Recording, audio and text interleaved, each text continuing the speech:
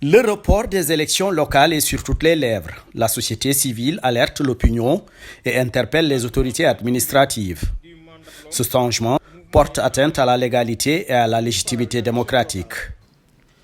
Le 28 octobre 2019, le gouvernement de la République du Sénégal a publié l'adoption d'un projet de loi numéro 15/2019 portant report des élections prévues le 1er décembre 2019 et prorogation du mandat des conseils départementaux et municipaux, qui doit être soumis à l'Assemblée nationale.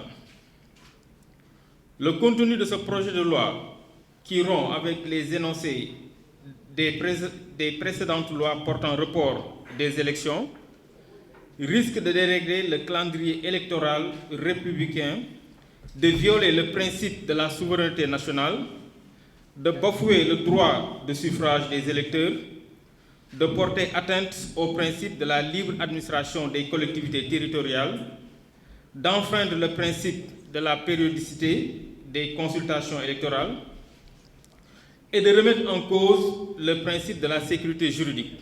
Toute griffe d'or, les acteurs de la société civile parlent de précédents dangereux et lourds de conséquences.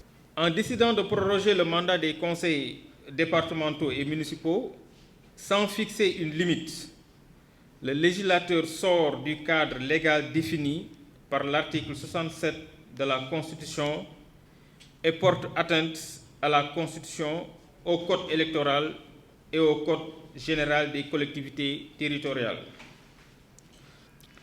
Il convient de souligner que la récurrence des reports, le prolongement des mandats, l'installation des délégations spéciales, ainsi que l'absence de date fixe, une nouveauté dangereuse, conforte inéluctablement la thèse de l'application de la légalité dérogatoire en matière d'élections locales. Pour Babacar Ba du Forum du Justiciable et ses camarades, il n'est pas trop tard pour rectifier le tir. Il urge de fixer la tenue des élections dans un délai raisonnable qui n'entraîne pas une prorogation du mandat des élus territoriaux au-delà d'une année. Sous ce rapport, la société civile, tout en saluant la mise en place de la commission cellulaire chargée du dialogue politique en cours, ne saurait accepter que celle-ci, au nom d'un compromis, remette en cause les principes démocratiques.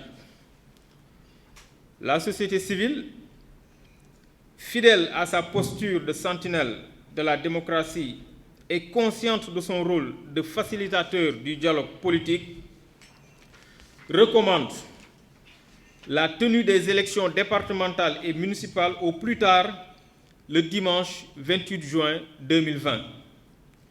L'évaluation de l'élection présidentielle du 24 février 2019 et l'élaboration des TDR de l'audit du fichier électoral par la commission du dialogue politique au plus tard fin novembre 2019. L'audit complémentaire du fichier électoral dans le courant décembre 2019, janvier 2020. La révision exceptionnelle, la publication des listes électorales et le contentieux entre la mi-janvier et la mi-février 2020. Nous pensons qu'il y a un certain nombre d'acteurs du processus qui sont interpellés, aussi bien les acteurs institutionnels que les acteurs non institutionnels, mais il y a aussi l'opinion qui est interpellée et tous les démocrates en particulier de ce pays. Et nous pensons que les recommandations qui ont été formulées indiquent justement la voie pour organiser les élections dans un délai raisonnable. L'organisation des élections au Sénégal et particulièrement celles locales ont toujours posé problème. Rarement elles sont organisées selon le calendrier républicain, une sempiternelle question qui doit être prise en charge pour régler définitivement cette équation.